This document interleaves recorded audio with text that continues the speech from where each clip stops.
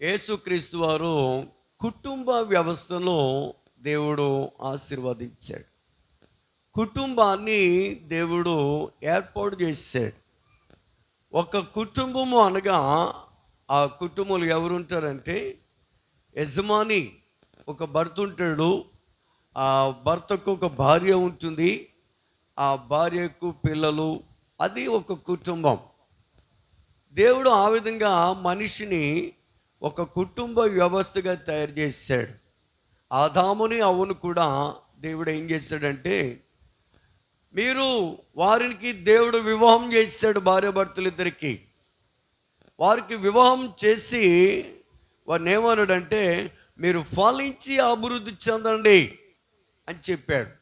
అంతేకాకుండా ఒక కుటుంబ వ్యవస్థగా ఉండాలని దేవుడు వారిని ఆశీర్వదించాడు. అక్కడి నుంచి కుటుంబ వ్యవస్థ అనేటువంటిది ప్రారంభమైంది. గమనిస్తున్నారా? మరి చాలామంది యవనస్తులు పెళ్ళిళ్ళు చేసుకుని మరి వారు కూడా ఒక కుటుంబంగా ఏర్పడి ఒక నూతనమైన కుటుంబాన్ని, మరి ఆదర్శప్రాయమైన కుటుంబాన్ని, మరి దేవునికి ఇష్టమైన కుటుంబానిగా కొంతమంది ఏర్పాటు చేస్తూ ఉంటారు. కాబట్టి దేవుడు మానవుల్ని ఒక కుటుంబ వ్యవస్థగా దేవుడు ఆశీర్వదించాడు. కాబట్టి అటువంటి కుటుంబాలు ఎలా ఉండాలి, అది మనం ఆలోచన చేసుకోవాలి. నీ కుటుంబము ఎట్లా ఉంది? నీ భర్త ఎట్లా ఉంటున్నాడు? నీ భార్య ఎట్లా ఉంటుంది? నీ బిడ్డలు ఎలా ఉంటున్నారు? నీ కుటుంబము ఏ పరిస్థితుల్లో ఉంది? నీ కుటుంబము దీవించబడుతుందా? నీ కుటుంబము ఆశీర్వదించబడుతుందా? లేక శ్రమల గుండా వెళుతున్నావా? రోగాల గుండా వెళుతున్నావా? అప్పుల భారంతో వెళుతున్నావా? ఏం చేయాలో అర్థం కాని పరిస్థితి. ఎలాగా ఈ కుటుంబాన్ని ముందుకు నడిపించడం అని ఆలోచన చేస్తున్నావా? ఇవన్నీ ఆలోచనలు ఉంటాయి. భర్తకు ఆలోచనలు ఉంటాయి, భార్యకి కూడా ఆలోచనలు ఉంటాయి. కొంతమంది కుటుంబంలో కొంతమందికి పిల్లలు ఉండరు, వాళ్ళు బాధ వాళ్ళది. పిల్లలుంటే బాగుంటుంది కదని వాళ్ళు ఆలోచన చేస్తూ ఉంటారు. కొన్ని కుటుంబాల్లో అప్పులు ఉంటాయి, కొన్ని కుటుంబాల్లో రోగాలు ఉంటాయి. కొన్ని కుటుంబాలు ఎలాగుంటా చెప్పమంటారా? ఒకళ్ళని మంచం మీద పడుకోబెడతాడు, ఇంకొకరిని వాళ్ళని చూసి ఏడ్చేటట్టు చేస్తాడు. విన్నారా? ఆలోచన చేశారా మీరు? ఒక కుటుంబ వ్యవస్థ ఎలా ఉంటుందంటే, భర్తనో భార్యనో మంచం మీద పడుకోబెడతాడండి. పడుకోబెట్టి ఆ రెండో వ్యక్తి సేకరే చేయలేక బాధను అనుభవిస్తూ, ఏంటి భగవంతుడా ఈ సమస్య. ఒక పక్కన ఆ మంచం మీద ఉన్నటువంటి వ్యక్తి బాధపడుతూ ఉంటాడు, వాళ్ళకి పరిచర్య చేయలేక, ఆర్థిక వనరులు సరిపోక వేదన చెందుతూ ఉంటారు. ఎప్పుడు ఆలోచన చేస్తున్నారా మీరు? ఎందుకు అటువంటి పరిస్థితి వస్తూ ఉంది? జీవితాంతకాలం కూడా కుటుంబంలో ఏదో మందు మింగడమే సరిపోతుంది, ఏదో బలహీనతతో హాస్పిటల్కి వెళ్ళవలసిన పరిస్థితి ఏర్పడుతూ ఉంది.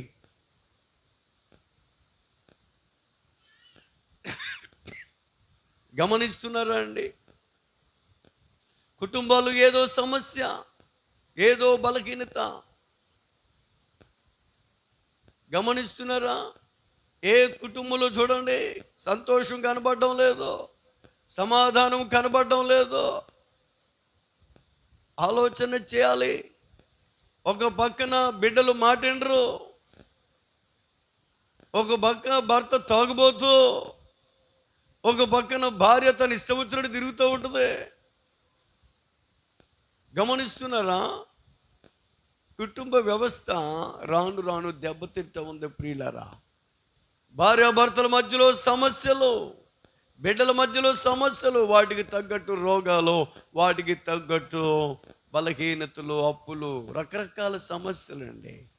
ఈ విధమైన విధానాన్ని బట్టి కుటుంబ వ్యవస్థ దెబ్బతింటూ ఉంది. కుటుంబ వ్యవస్థ నాశనం అయిపోతూ ఉంది ప్రియులరా. కుటుంబాలు విడిపోతూ ఉన్నాయి. తల్లి ఒకదారైతే తండ్రి ఒకదారైపోతున్నాడు, పిల్లలు వేరే దారైపోతున్నారు ప్రియులరా. దేవుడు ఒక కుటుంబాన్ని ఒక వ్యవస్థగా మరి దేవుడు చేస్తే మన కుటుంబాలు ఎట్లుంటున్నాయి? అది మీరు ఆలోచన చేసుకోవాలి. ఎందుకు బలహీనలు అవుతున్నారండి? ఎందుకు అనారోగ్యాలు వస్తున్నాయి? ఎందుకు సమస్యలు వస్తున్నాయి? ఎందుకు అప్పులు చేస్తున్నావు? ఎందుకు మానసిక ఒత్తిడి? ఏమండి, ఆలోచన చేస్తున్నారా?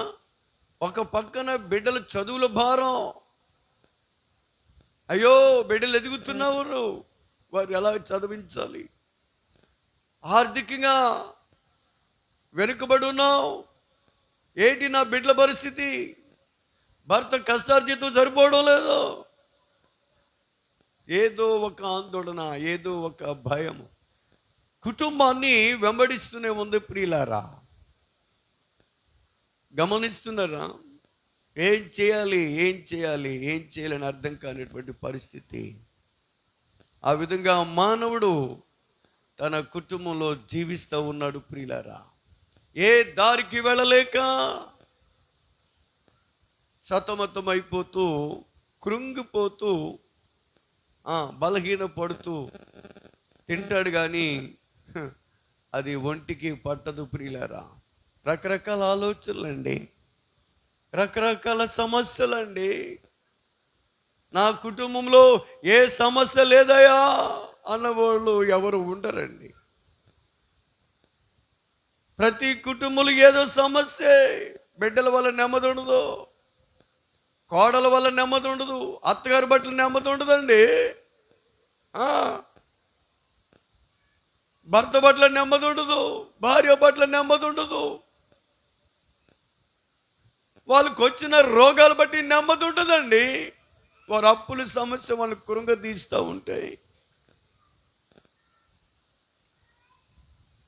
ఎటు చూసినా, వెనక చూస్తే నుయ్యి, ముందు చూస్తే గొయ్యి అన్నట్టు వారి జీవితాలు నడుస్తూ ఉంటాయి. ప్రియులారా, ఒక పక్కన వ్యాపారం కొనసాగదండి.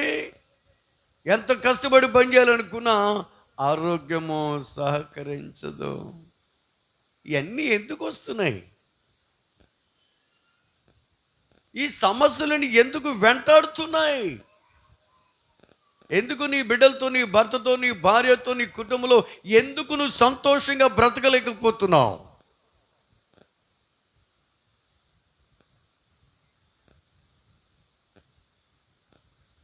ఎందుకు నువ్వు బయటికి వెళ్తున్నావు కానీ ఇంటికి వచ్చి వట్టి చేతులతో నువ్వు ఇంటికి వస్తున్నావు?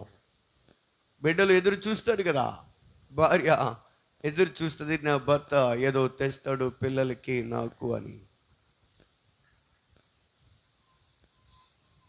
కష్టపడి సంపాదిస్తున్నావు, సంపాదించినంత రోగాలకి, సమస్యలకి, అప్పులకి సరిపోతుంది. మరి ఇంకేం తింటావు?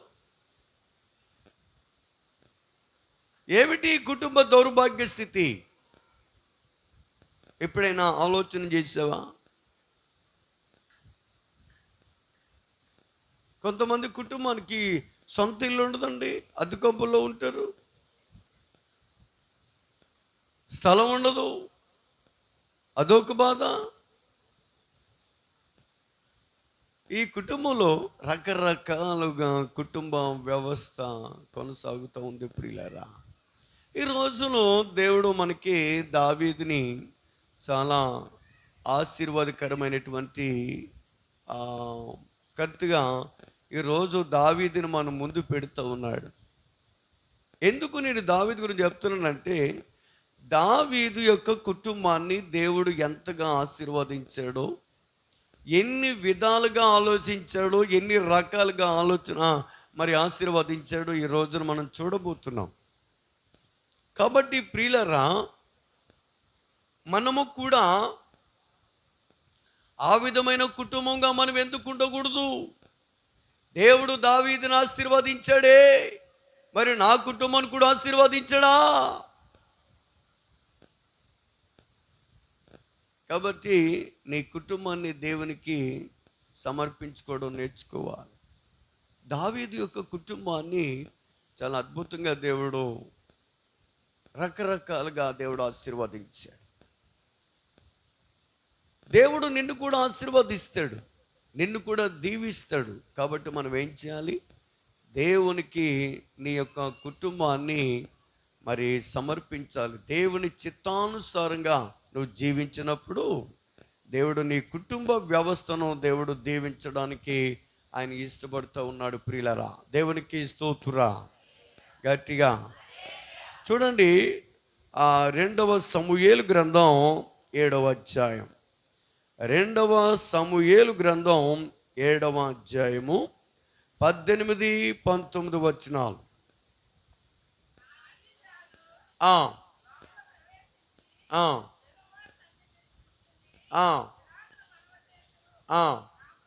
నా ప్రభువా యెహోవా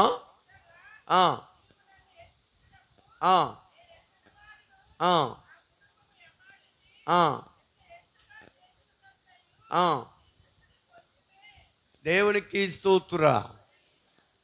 చదివారు కదా బాగానే. 2వ సమూయేలు గ్రంథం 7వ అధ్యాయం 18, 19 వచనాల్లో దేవుడు దావీదు అంటాడు, దేవా నీవు నన్ను నా కుటుంబాన్ని ఎంతగా హెచ్చించుటకు నేనే పాటివాడిని. అది అంటే దావీదు తన రాజ్యం కొరకు మాట్లాడడం లేదో, తన రాజరిక పరిపాలన గురించి మాట్లాడడం లేదో. దేవా నా ప్రభువా నా కుటుంబాన్ని ఇంతగా హెచ్చించావు కదయ్యా, నేను యాపాటి వాడిని అని మరి దావీదు మరి దేవునితో మనవి చేస్తున్నట్లు మనం చూస్తున్నాం. అంటే దాని అర్థం ఏమిటి? దావీదు యొక్క కుటుంబాన్ని దేవుడు హెచ్చించాడు. అది అంటే దావీదు యొక్క కుటుంబాన్ని దేవుడు ఉన్నతమైనటువంటి స్థానంలో పెట్టాడు. అది మీరు గమనించుకోవాలి. అంటే దావీదు యొక్క కుటుంబాన్ని హెచ్చించాడు. దావీదు యొక్క పరిస్థితి ఏంటంటే ఎందుకు పనికిరాని వాడు. గమనిస్తున్నారా? అన్నదమ్ములతో కలిసి ఉండడానికి అర్హత లేనటువంటి వాడు. గమనిస్తున్నారా? అందరూ ఉన్నతమైన స్థానంలో ఉంటే దావీదును అరణ్యములో మరి గొర్రెలకు ఒక కాపరిగా ఉండేటువంటి వాడు. గొర్రెల కాపరులు ఎలా ఉంటారు? వాళ్ళు శుభ్రంగా ఏమి ఉండరు, సరైనటువంటి వస్త్రాలు ఉండవు. గమనిస్తున్నారా? అటువంటి జీవితము నుండి, అటువంటి పరిస్థితి నుండి, అటువంటి దిగజారినటువంటి స్థితి నుండి మీరు చాలా జాగ్రత్తగా వాక్యాన్ని వినాలి. గమనిస్తున్నారా? ఆ యొక్క అడవి ప్రాంతము నుండి, ఆ గొర్రెల కాపరి యొక్క పరిస్థితి నుండి దేవుడు దావీదును రప్పించి దేవుడు ఒక కుటుంబముగా చేసి, గమనిస్తున్నారా? దేవుడు తన కుటుంబమును హెచ్చించెను. అది ఆలోచన చేస్తున్నారా? అంటే దావీదు ఎలా అంటాడో చూడండి. ఆడు చివరోడు ఎందుకు పనిచేయడాడు? ఒక గొర్రెలు కాపడానికి కాయడానికి పని చేస్తాడు. నీకు ఎందుకు పని చేయడు? ఆడు పనికి మాలినాడు, పనికి రానివాడు అటువంటి వాడు. కానీ దేవుడు ఏం చేశాడు? పనికొచ్చి అక్కడ గొర్రెలు కాశాడు, ఇక్కడ తన ప్రజలైనటువంటి ఇశ్రాయేలును కాచేవాడిగా చేశాడు దేవుడు. దేవునికి స్తోత్రురా, హల్లెలూయా. గమనిస్తున్నారా? గొర్రెలు కాచినటువంటి దావీదు తన ప్రజలైనటువంటి ఇశ్రాయేలు కాపాడుతూ ఉన్నాడు. నేను తల్లి సంఘాన్ని వారానికి 3 సార్లు తుడిచేవాడిని. తుడిచి తడిగుడ్డ పెట్టి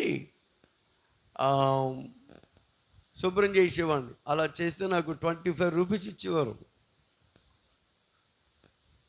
25 రూపాయలు. రోజు 3 సార్లు తుడిచేవాడిని. యూత్ మీటింగ్కి, శనివారం కూడికి, ఆదివారం ఆరాధనకి సిద్ధపాటు చేసి బరకలేసి ఆ సంఘాన్ని శుభ్రం చేసేవాడిని. నేను ఒక్కడినే. ఎవరైనా అప్పుడప్పుడు వచ్చి నాకు సాయం చేస్తూ ఉండేవారు. నేను ఏ సంఘాన్నైతే శుభ్రం చేశానో, ఏ సంఘాన్నైతే నేను తుడిచానో, ఏ సంఘానికైతే నేను పరిచయం చేశానో, దేవుడు ఆ సంఘానికి నన్ను కాపరిగా చేశాడు. దేవునికి స్తోత్రం, హల్లెలూయా.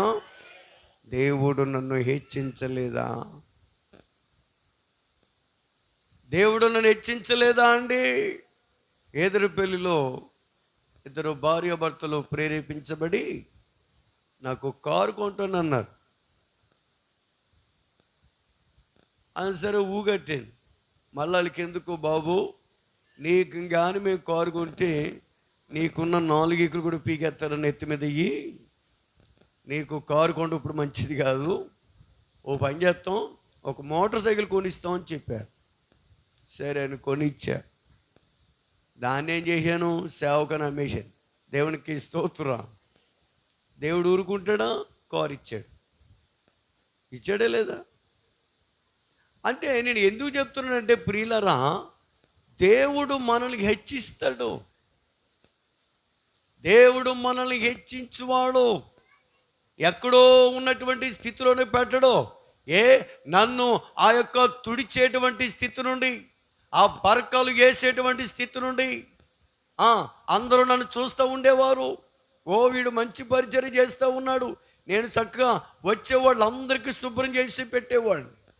కానీ దేవుడు ఆ స్థితి నుండి ఏం చేశాడు? హెచ్చింపు చేశాడు. దేవునికి స్తోత్రం, హల్లెలూయా.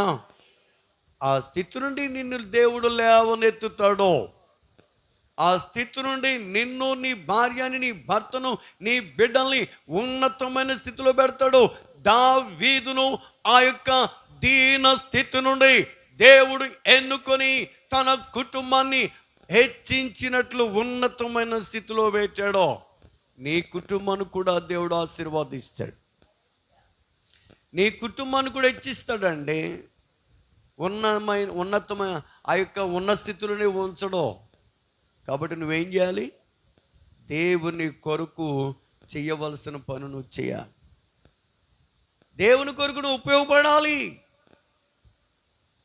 గమనిస్తున్నావా? అప్పుడు దేవుడిని ఏం చేస్తాడు? హెచ్చిస్తాడంటండి. ఉన్నతమైన స్థానాన్ని దేవుడు మీకు ఇస్తాడు. ఇప్పుడు నేను ఎదురు పనిలో ఉన్నప్పుడు నా సంఘాన్ని దేవుడు ఆశీర్వదించలేదా? ఇక్కడ ఒడ్డుగుడు సంఘం వచ్చినప్పుడు దేవుడు ఒడ్డుగుడు సంఘాన్ని ఆశీర్వదించలేదా? అందరికంటే నన్నే దేవుడు హెచ్చరమైన స్థితిలో పెట్టాడు. మన సంఘాన్ని ఆయన ఉన్నతమైన స్థితిలో పెట్టాడు. ఎందుకు హెచ్చించాడండి? నువ్వు దేవుని వైపు చూడు, దేవుని వైపు చేతులు చాపో. అయ్యా ఈ ఖాళీ చేతులయ్యా, ఈ ఖాళీ చేతులయ్యా, ఈ చేతి నిండా పని పెట్టయ్యా. అయ్యా ఈ చేతులు పని చేయడానికి నాకు ఆరోగ్యం దయచేయ్యా. నా కుటుంబ పరిస్థితి దయ్యా, నా కుటుంబాన్ని హెచ్చించయ్యా అని నువ్వు దేవుని సన్నిధికి వచ్చి నువ్వు ఏడ్చినప్పుడు, అంగలార్చినప్పుడు, దేవుని సన్నిధిలో నువ్వు మొరపెడితే దేవుడు నీ కుటుంబాన్ని విడిచిపెట్టడు, నీ కుటుంబాన్ని హెచ్చించేవానిగా ఉంటాడు. దేవునికి స్తోత్రం. సమృద్ధినిస్తాడండి, సమృద్ధినిస్తాడు. నన్ను ఆశీర్వదించలేదా దేవుడు? దావీదును ఆశీర్వదించలేదా? ఓబేదేదోమును మరి దేవుడు ఆశీర్వదించలేదా? మరి నువ్వెందుకు ఇంకా ఆ స్థితిలో నువ్వు ఉన్నావు? ఇంకా ఎందుకు సతమతం అవుతున్నావు? అడుగు దేవుణ్ణి. దేవుని దగ్గర రా, దేవునికి ఉపయోగపడు. దేవుడు నీ యొక్క కుటుంబాన్ని ఆయన హెచ్చించువాడుగా ఉంటాడు. దేవునికి స్తోత్రం, హల్లెలూయా, హల్లెలూయా. చూడండి 2వ సమూయేలు గ్రంథం 7వ అధ్యాయం 25వ వచనం చూద్దాం. 2వ సమూయేలు గ్రంథం 7వ అధ్యాయం 25వ వచనం. దేవా, యెహోవా, దేవా, అమ్మా, దేవా,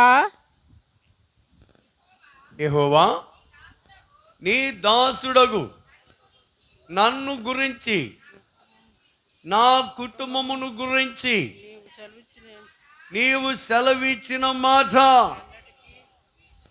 ఆ, దృఢపరిచి ఆ, సైన్యములకు అధిపతియగు యెహోవా ఆ, ఇశ్రాయేలుకు దేవుడైన ఆ.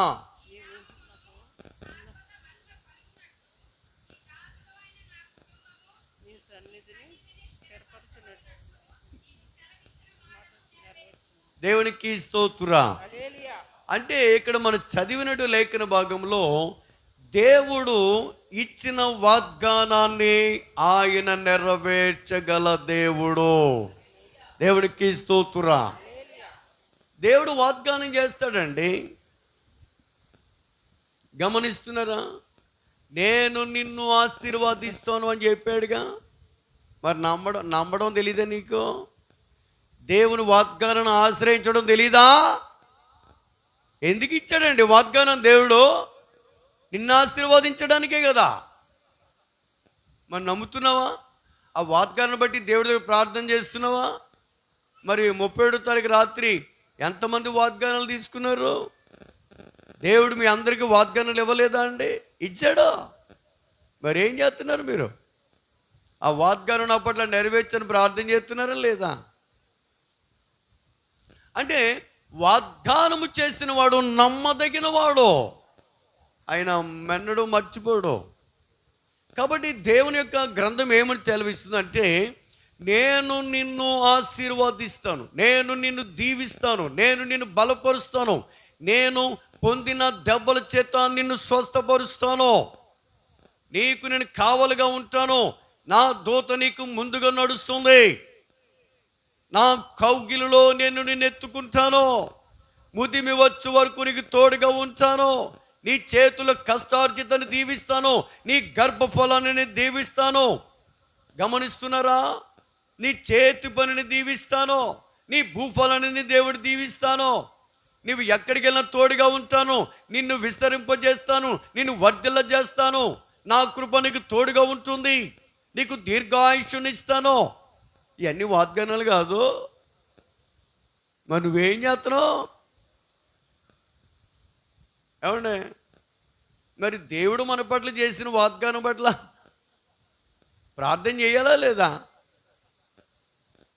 కాబట్టి గమనించాలి, దేవుడు తన వాగ్దానము ద్వారా, గమనిస్తున్నారా, దేవుడు ఏం చేస్తాడంటే మనల్ని ఆశీర్వదిస్తాడు.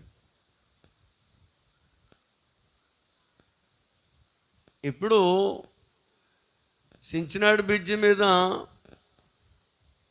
పెద్ద పెద్ద పులసలు ఉన్నాయి. పులసలు కొనుక్కోవాలనుకున్నాడు ఏం చేస్తాడా? అక్కడికి వెళ్తాడు, వెళ్ళి కొనుక్కుని తెచ్చుకుంటాడు.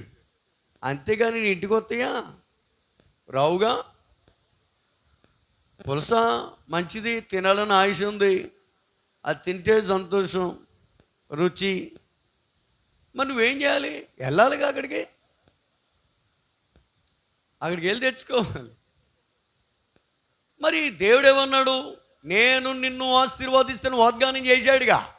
మరి వాగ్దానం నమ్మి నువ్వు ప్రార్థన చేయకపోతే అలాగా ఇంటికాడ కూర్చుంటే వస్తుంది ఆశీర్వాదం?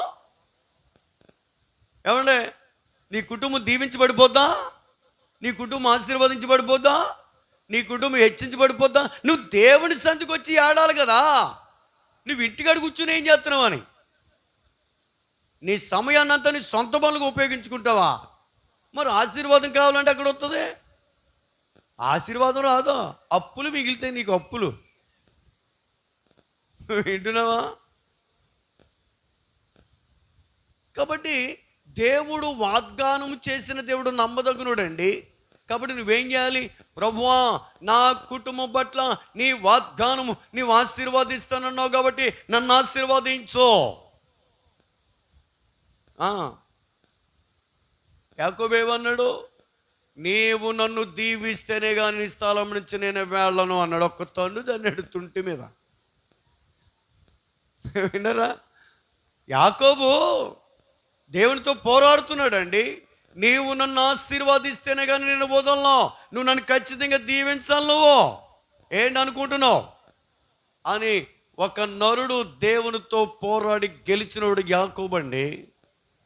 గెలిచాడు. ఒక తన్ను దన్నాడు, అదే తుంటినారు ఇరిగిపోతుంది దెబ్బకి, అయినా వదలలేదు.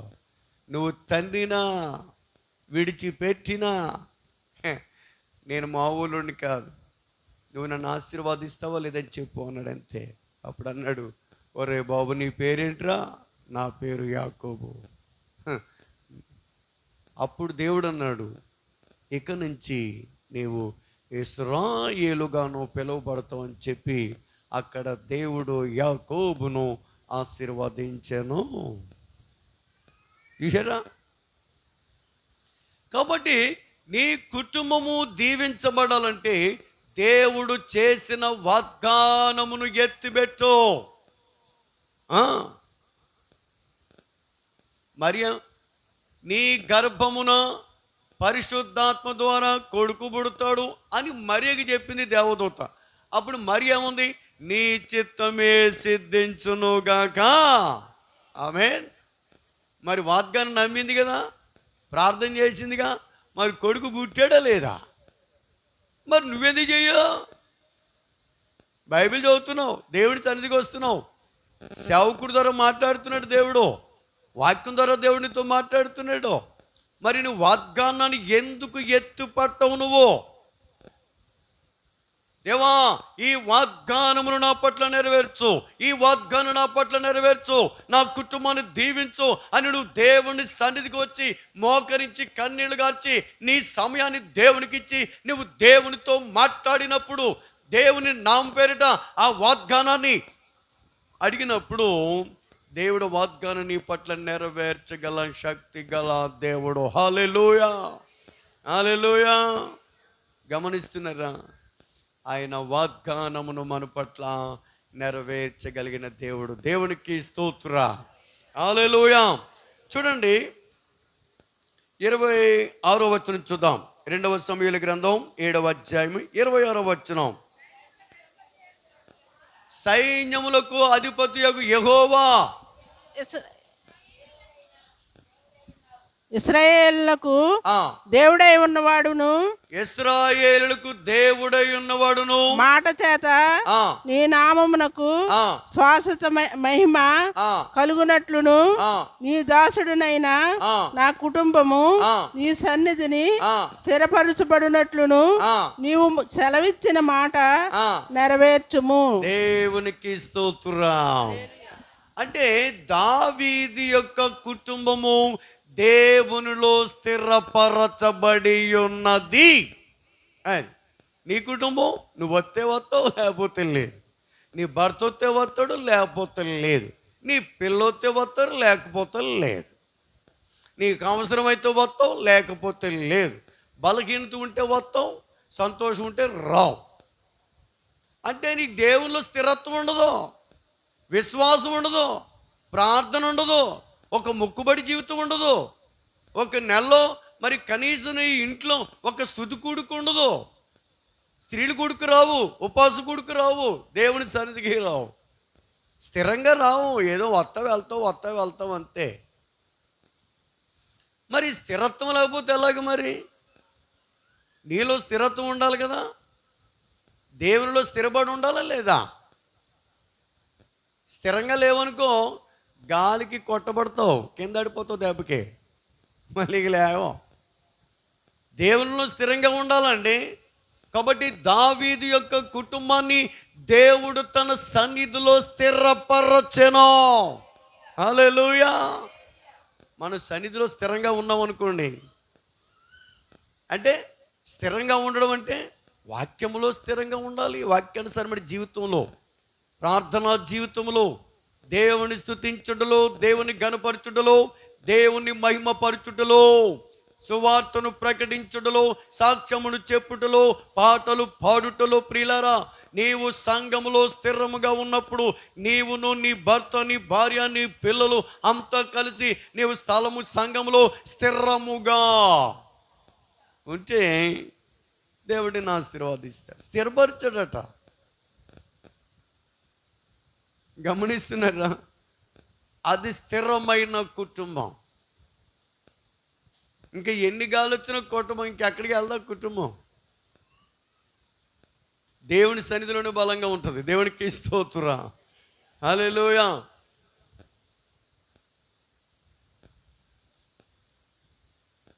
అంటే మనము స్థిరత్వాన్ని కోరుకోవాలి. సంఘములో స్థిరమైనటువంటి నివాసాన్ని మనం ఏర్పాటు చేసుకోవాలి. సంఘ పరిచర్య చేయడం నేర్చుకోండి. సంఘ కార్యక్రమాలు పాల్గొని సంఘం కొరకు ఉపయోగపడండి.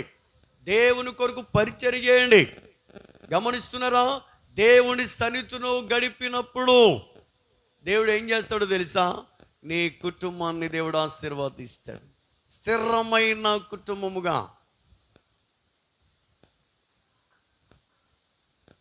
మార్తమ్మ గారు స్థిరంగానే ఉంది, సత్యులు ఎక్కడికి వెళ్ళిపోలేదు. నాకే స్థిరత్వం ఉండదు. మా పాస్టర్లకి ఏ స్థిరత్వం ఉండదు, ఏ సంఘానికి స్థిరత్వం ఉండదు. మా వాళ్ళకి వెళ్ళిపోవడమే. మేము స్థిరత్వం లేని వాళ్ళు. మేము గాలికి చెదరగొట్టు పొట్టువలే ఉన్నాం. మేము ఎప్పుడు కొట్టుకుపోతామో తెలియదు. చూసారా? మాకేమైనా స్థిరత్వం ఉందా మీరు చెప్పండి? లేదా?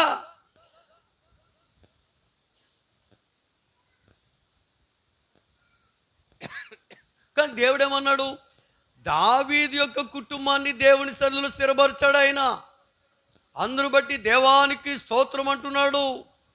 ఇక ఎక్కడ కదల్చబడడు.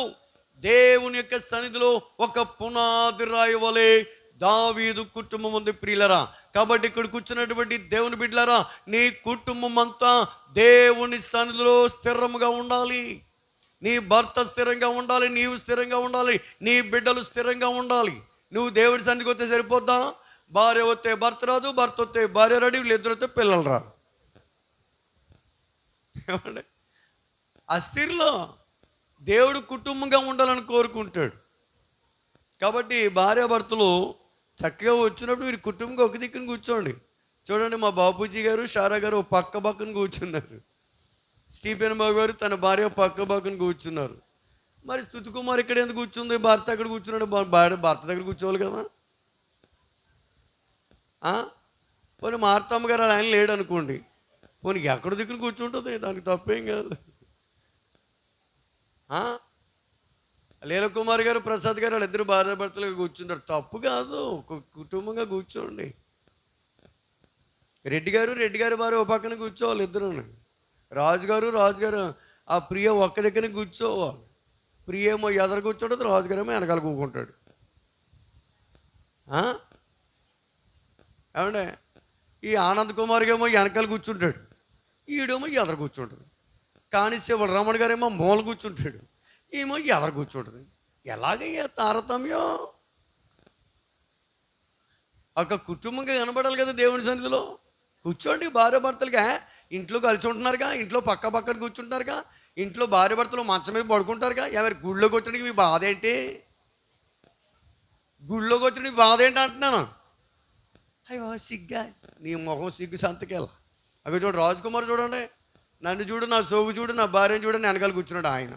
ఇద్దరు భార్యాభర్తలు కూర్చున్నారు వాళ్ళు. అక్కడ స్తుతి కుమారిని అలా ఆయన అక్కడ కూర్చున్నాడు, ఇద్దరు కూర్చున్నారు. ఏమండే, నేను ఎవరి పక్కన కూర్చోవాలో నాకు అర్థం కావట్లేదు. అది నీ దేవుడి పక్కన కూర్చుంటాను, నా పక్కన దేవుడు ఉంటాడు. దేవునికి స్తోత్రురా. మేమిద్దరం కలిసి ఉంటాం ఎప్పుడు కూడా. దేవునికి స్తోత్రురా. నేను ఆయన నాతో, మేము ఏక మనసు కలిగి ఉంటాం. దేవునికి స్తోత్రురా. కాబట్టి జర్మే గారేమో అక్కడ కూర్చుంటాడు, సౌర్యనేమో ఇక్కడ కూర్చుంటుంది. ఇంకా యశోద చెప్పవలసిన అనుకున్న ఆవిడ వస్తుంది, భర్తరాడు. ఏం చేస్తాం? అంతే. కాబట్టి దేవుడు ఒక కుటుంబ వ్యవస్థను మన దేవుడు స్థిరపరుస్తున్నాడండి. నీ యొక్క కుటుంబ వ్యవస్థను దేవుడు సంఘములో స్థిరంగా ఉండాలి అంటే స్థిరత్వము అంటే సంఘంలో స్థిరత్వం అంటే మీరు అర్థం చేసుకోవాలి. ప్రార్థన యందును వాక్యమందును దైవికముగా సంఘ పరిచర్యలు. అర్థమవుతుందండి? స్థిరంగా అంటే అది గమనిస్తారు. వాక్యానుసరమైన జీవితంలో గడిచినప్పుడు దేవుడు నేను కుటుంబాన్ని అత్యధికంగా ఆశీర్వదిస్తానని దేవుడు తన వాక్యం ద్వారా మనతో మాట్లాడుతూ ఉన్నాడు. దేవుడికి స్తోత్రురా. గట్టిగా హల్లెలూయా. గమనిస్తున్నారా? చూడండి 7వ అధ్యాయము 28వ వచనం చూద్దాం. 7వ అధ్యాయము 28వ వచనం. యెహోవా నా ప్రభువా, మేలు దయచేదునని నీవు నీ దాసుడునైనా నాకు సెలవిచ్చుచున్నావే. నీవు దేవుడవు గనుక నీ మాట సత్యము. దయచేసి నీ దాసుడునైన నా కుటుంబము నిత్యము నీ సన్నిధిని ఉండునట్లుగా దానిని ఆశీర్వదించుము. యెహోవా నా ప్రభువా, నీవు సెలవిచ్చి ఉన్నావు. నీ ఆశీర్వాదము నొంది నీ కుటుంబము నిత్యము ఆశీర్వదింపబడును గాక. కాదు 28వ వచనం చదవండి. 7వ అధ్యాయము 28. యెహోవా నా ప్రభువా, మేలు చేయుదునని నీవు నీ దాసుడువైన నాకు సెలవిచ్చుచున్నావే. దేవునికి స్తోత్రం. నీవు గమనించండి, సరిపోతండి. దేవుడు దావీదు యొక్క కుటుంబాన్ని మేలులతో నింపుతూ ఉన్నాడు. అది గమనిస్తున్నారా? ఎందుకు? దేవుడు దావీదు యొక్క కుటుంబాన్ని హెచ్చించాడు గనుక, దేవుని సంఘములో స్థిరముగా ఉంది గనుక. గమనిస్తున్నారా? దేవుడు చేసిన వాగ్దానాన్ని కుటుంబం నమ్మింది గనుక దేవుడు ఏం చేస్తున్నాడు? దావీదు యొక్క కుటుంబాన్ని మేలులతో ఆయన నింపుచున్నాడు. దేవునికి స్తోత్రం. గమనిస్తున్నారా? నీవు చేసిన మేలులు చూపినా, నీవు చేసిన లకు, నీవు చూపిన కృపలకు వందనం యేసయ్యా, వందనం యేసయ్యా, వందనం యేసయ్యా, వందనం యేసయ్యా. దేవునికి స్తోత్రం. మరి స్తుతి కుమారి డేవిడ్ గారి గురించి ఖచ్చితంగా చెప్పాలి. ఎందుకంటే దేవుడు వారికి ఏ స్థితిలో పడిపోయారో ఆ స్థితిలో నుండి దేవుడు మరలా లేవనెత్తాడు. దేవునికి స్తోత్రం. అంటే వారు మాకు లేదు, మేము దీన స్థితిలోకి వెళ్ళిపోయాం అని వారు దేవుని పరిచర్య మానలేదు. వారి గృహములో కూడికను ఏర్పాటు చేయడం మానలేదు. మాకు ఉన్నా లేకపోయినా, తిన్నా తినకపోయినా ప్రతి నెల కూడిక జరిగిస్తాం, మాకు లేకపోయినా పర్వాలేదు. చూసారా? కాబట్టి వారి కుటుంబాన్ని ఏం చేశాడు? వారు పోగొట్టుకున్నవన్నీ కూడా దేవుడు మరలా ఇచ్చేసి, మరి ఏ స్థితిలో నుంచి వాడు పడిపోయారో మరలా స్థితికి దేవుడు వారిని హెచ్చించాడు. దేవునికి స్తోత్రం. తన మేలులతో దేవుడు నింపాడు వాళ్ళని, ఇంకా మేలులతో నింపుతాడు వాళ్ళని. దేవునికి స్తోత్రం. దావీదును కూడా దేవుడు మేలులతో నింపాడు, ఆశీర్వాదాలతో నింపాడు. కాబట్టి నీ కుటుంబాన్ని కూడా దేవుడు మేలులతో నింపుతాడు, ఆశీర్వాదాలతో నింపుతాడు. కాబట్టి నువ్వేం చేయాలి? నీవును నీ కుటుంబమును నీకు ఉన్నా లేకపోయినా దేవుని సన్నిధి నీ ఇంట్లో ఉండాలి. నువ్వు దేవుని సన్నిధికి రావాలి, దేవుని వైపు నువ్వు చూడాలి, దేవుని యొక్క ప్రసన్నతను పొందుకోవాలి. దేవుణ్ణి నువ్వు ఆశ్రయించినప్పుడు ప్రియులరా, దేవుడు దావీదు కుటుంబాన్ని మేలులతో నింపినటువంటి దేవుడు నీ కుటుంబాన్ని కూడా మేలులతో ఆయన నింపడానికి ఇష్టపడుతూ ఉన్నాడు. దేవునికి స్తోత్రం. కానీ మన కుటుంబాల్లో మేలుల కంటే శాపభరితమైన జీవితమే ఎక్కువగా ఉంటుంది. మేలులు తక్కువ, మరి కష్టాలు ఎక్కువ. చూడండి, పేదోడికి కష్టాలు ఎక్కువ, ఉన్నవాడికి చుట్టాలు ఎక్కువ కదా.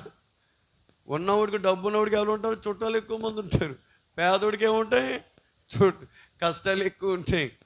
కాబట్టి మన కుటుంబాలు కూడా మరి ప్రియులరా, మేలులు దొరక్క, మేలులు జరగక కీడును అనుభవిస్తూ ఉంటారు చాలా కుటుంబాలు. వేదన, రోదన, వ్యాధి, బాధ, బలహీనత, అప్పుల సమస్య, నిరుద్యోగం, ఏమండి ఏదో ఒకటి, మానసిక ఒత్తిడి, ఇవన్నీ కూడా కుటుంబాన్ని వెంబడిస్తూ ఉంటాయి. అంటే మేలులు తక్కువైపోతాయి, ఆశీర్వాదాలు తక్కువైపోతాయి ప్రియులరా. కుటుంబము చిన్న భిన్నంగా ఉంటుంది. మానసికంగా ఒత్తిళ్లకు గురై బిడ్డల విషయంలో కానీ, అప్పుల విషయంలో కానీ, ప్రతి విషయంలో కూడా ఏదో శోధన అనుభవిస్తూనే ఉంటుంది. కానీ ప్రియులరా, నీ కుటుంబము మేలులతో నింపబడాలంటే, ఆశీర్వాదాలతో నింపబడాలంటే ప్రియులరా, ప్రతి విధమైన శోధన నుండి, కీడుని తప్పించబడాలంటే, రోగము నుంచి విడిపించబడి మంచి ఆరోగ్యము రావాలంటే, నీ అప్పుల సమస్య నుండి విడుదల పొందుకోవాలంటే, నీ మానసిక స్థితి నుండి విడుదల పొందుకోవాలంటే, గమనిస్తున్నారా, నీకు ఆందోళన కలిగించే పరిస్థితి తొలగించబడాలంటే, నీ దుఃఖ దినములు ముగించబడాలంటే ప్రియులరా, నీవు దేవుని వైపును చూడడం నేర్చుకో. దేవా, దావీదు కుటుంబాన్ని ఆశీర్వదించిన దేవా, దావీదు కుటుంబాన్ని నువ్వు మేలులతో దీవులతో నింపావు కదా, నా కుటుంబాన్ని కూడా నింపు నాయనని. నువ్వు దేవునికి ఇష్టమైన కుటుంబంగా ఉండాలి, దేవుణ్ణి ప్రేమించే కుటుంబంగా ఉండాలి, దేవుణ్ణి మహిమపరిచే కుటుంబంగా ఉండాలి. అప్పుడు దేవుడు నీ కుటుంబంలో మేలులతో నింపుతాడు. నీ భర్త కష్టార్జితాన్ని, నీ భార్య కష్టార్జితాన్ని, నీ బిడ్డల యొక్క చదువులో నీ బిడ్డల కష్టార్జితాన్ని సమృద్ధి చేసి, నీ కుటుంబంలో ఉన్న ప్రతి శోధనతో తొలగించి మేలులతో మేలులతో మేలులతో ఆయన నింపుతాడు. అంతేకాదు, నీ పాడిని పంటను ఆశీర్వాదిస్తాడు, నీ వ్యాపారాన్ని ఆశీర్వాదిస్తాడు, నీ పంట పొలాలు దేవుడు దీవిస్తాడు ప్రియులరా, నీ ఉద్యోగాన్ని దేవుడు ఆశీర్వాదిస్తాడు. చూసారా, ఆయన మేలు చేయడం మొదలెడితే ఆపడం. కాబట్టి గమనిస్తున్నారా, కాబట్టి దావీదు యొక్క కుటుంబము మేలులతో నింపబడిన కుటుంబంగా కనబడుతూ ఉంది. కాబట్టి దేవుడు కూడా దావీదు కుటుంబాన్ని ఆశీర్వదించినటువంటి దేవుడు, ఆయన మేలులతో నింపినటువంటి దేవుడు, ఈ రోజును కూడా నీ కుటుంబాన్ని మేలులతో ఆయన నింపడానికి ఆయన ఇష్టపడుతూ ఉన్నాడు. దేవునికి స్తోత్ర, హల్లెలూయా, హల్లెలూయా. చూడండి 29వ వచనం చదువుదాం. దయచేసి దాసుడనైన నా కుటుంబము నిత్యము నీ సన్నిధి నుండినట్లుగా దానిని ఆశీర్వదించుము. చూసారండి, యెహోవా సరిపోతుంది. దావీదు కోరుకున్నది ఒకటే, ప్రభువా, నా కుటుంబము నీ సన్నిధిలో నిత్యము కనబడాలా. నాకు కొంతమంది కనబడతారు ఈ వారం, మళ్ళీ వచ్చే వారికి ఎవడు కనబడుతున్నారండి. మీరు నాకు కనబడకపోయినా పర్లేదు, దేవుడికి కనబడాలి. అది దేవుడికి కనబడ్డారనుకోండి, దేవుడు ఆశీర్వాదిస్తాడు. దేవుడికే కనబడపోతే ఇంక దేవుడేమో ఆశీర్వాదిస్తాడు రా నాయన. ఏమండి, నీవు మనుషులకు కనబడకూడదు, నువ్వు దేవుని సన్నిధికి వచ్చి నీవు దేవునికి కనబడినప్పుడు, ఆయన దృష్టిలో ఉన్నప్పుడు నిత్యము నిత్యము నిత్యము ఆయనను స్తుతించాలి. అవసరం వచ్చినప్పుడు దేవుని సన్నిధికి వస్తావు, అవసరం లేనప్పుడు మానేస్తావు. కానీ దావీదేమన్నాడు, ప్రభువా ప్రభువా నిత్యము నాయనా నీ సన్నిధిలో నాకుండా నీ నాయన నిత్యము నిత్యము అనుదినము నీ సన్నిధిలో నన్ను స్థిరపరిచేయ. బా, ఎంత గొప్ప దేవుడిని అడుగుతున్నాడండి. తన కుటుంబం అంతా నిత్యము, ఒక నెల ఉండి ఒక నెల కాదు, ఒక వారం ఉండి ఇంకో వారం మానేయడం కాదు, నిత్యము నీ సన్నిధిలో నా కుటుంబం నుంచి నాయన. అందుకే దేవుడు దావీదుని ఆశీర్వాదించేసాడు, మామూలుగా ఆశీర్వాదించలేదా. ఆశీర్వాదిస్తాడు, ఆయన దీవిస్తాడు. నువ్వు సన్నిధిలో నిత్యము కనబడాలిగా, అప్పుడు కనబడతావు, ఒకప్పుడు కనబడతావు, మళ్ళీ కనబడవు. అంతేనా ఏమండి? నిత్యము దేవుడి సన్నిధిలో కనబడుతున్నావు, నువ్వు దేవుడు చూస్తున్నాడా? ఏమండి, దేవుడు నిన్ను దేవుని సన్నిధిలో చూడాలి. కాబట్టి నా బిడ్డలు నిత్యము నా సన్నిధిలో ఉన్నారు కనుక నేను వారిని ఆశీర్వాదిస్తాను. ఎక్కడెక్కడ దీవులు ఉన్నాయో మీకు అనుగ్రహిస్తాడు ఆయన. ఎందుకంటే ఆయన సన్నిధిలో నిత్యము నువ్వు గడుపుచున్నావు గనుక. నిత్యము, అనుదినము, అనుక్షణము, అనుక్షణము నిన్నే కొలుతూ ప్రాణనాథుడా, అనుక్షణము నిన్నే కొలుతూ ప్రాణనాథుడా. అనుక్షణము అనుదినము మనము దేవుని యొక్క దృష్టిలో మనం కనపడాలి. నిత్యము దేవుని సన్నిధికి నువ్వు కనపడినప్పుడు నిత్యమైన ఆశీర్వాదాన్ని దేవుడు నీకు ఇస్తాడు. అర్థమవుతుందండి? మీ కుటుంబ వ్యవస్థ బాగుపడాలి, కుటుంబం దీవించబడాలంటే నీవును నీ కుటుంబం అంతా దేవుడి సన్నిధిలో కనబడాలి. అందుకే యెహోషువ అంటాడు, నేనును నా ఇంటి వారును యెహోవాను మాత్రమే సేవిస్తాం. గమనిస్తున్నారా? మేము దేవుని మాత్రమే ఆరాధన చేస్తాం, నా కుటుంబం అంతా కలిసి. యెహోషువతు రాజు ఏం చేశాడో తెలుసా అండి? ఉపవాసం ఉండడానికి మొత్తం అందరిని ఉపవాసం ఉండమన్నాడండి. చిన్న పిల్లలతో సహా గొడ్డు గోపురం మొత్తం అంత దేశంలో ఎవడో తినొద్దురా అని దోళ్ళకి గడ్డేడు మానేశారండి, పిల్లలకి పాలు ఇవ్వడం మానేశారా? గమనిస్తున్నారా? ఒకరోజు ఉపవాసం ఉన్నాడు యెహోషువతు రాజు. గమనిస్తున్నారా? ఒకేసారి 3 సైన్యములను జయించగలిగినటువంటి గొప్ప రాజుగా పరిశుద్ధ గ్రంథములో మనకు కనబడుతూ ఉంది. దేవునికి స్తోత్రం. హల్లెలూయా. కాబట్టి నిత్యము దేవుని సన్నిధిలో ఉండవు. నీవు ఉపవాసం ఉండడం కాదు, నీ భర్త కూడా ఉపవాసం ఉండాలా. నీ భర్త కాదు నీ భార్య ఉండాలా. నీ భార్య కాదు నీ పిల్లలు ఉపవాసం ఉండాలా. ఒకరుంటే ఒకరు సరిపోదు, అందరూ ఉండే. పిల్లలకి భోజనం పెట్టాలి కదండి, వాళ్ళకి వండుతున్నాండి. ఈ లోపల మనసు నీకు లాగుతుంది, వచ్చి మనం ఉపవాసం ఉందాంలే అని లాగేస్తాం. ఇదొద్దు. గమనిస్తున్నారు? ఉపవాసం ఉంటే నీ బిడ్డలు కూడా ఉపవాసం ఉండాలి. పాలవడం మానే వాళ్ళకే వండొద్దా? దేవుడు నీ కుటుంబాన్ని దీవిస్తాడండి, ఆశీర్వదిస్తాడు, ఊరికి వదిలేడు. గమనిస్తున్నారా? నీ కుటుంబం ఉపవాసం ఉండాలని తలొచ్చినప్పుడు నీ కుటుంబం అంతా ఉపవాసం ఉండడం నేర్చుకోండి. దావీదు యెహోషువ అంటాడు కదా, నేనును నా ఇంటి వారును దేవా నీ సన్నిధిలో నేను నిత్యము స్థిరపరచు నా కుటుంబాన్ని అంటాడు దావీదు. చివరిగా ఇంకొక మాట చెప్పి నా వాక్యాన్ని ముగిస్తాను ప్రియులారా. చూడండి 29వ వచనం చూద్దాం. మళ్ళీ చదువుదాం. 29వ వచనం. దయచేసి నీ దాసుడినైనా నా కుటుంబము నిత్యము నీ సన్నిధిని ఉండునట్లుగా దానిని ఆశీర్వదించుము, నన్ను ఆశీర్వదించుము.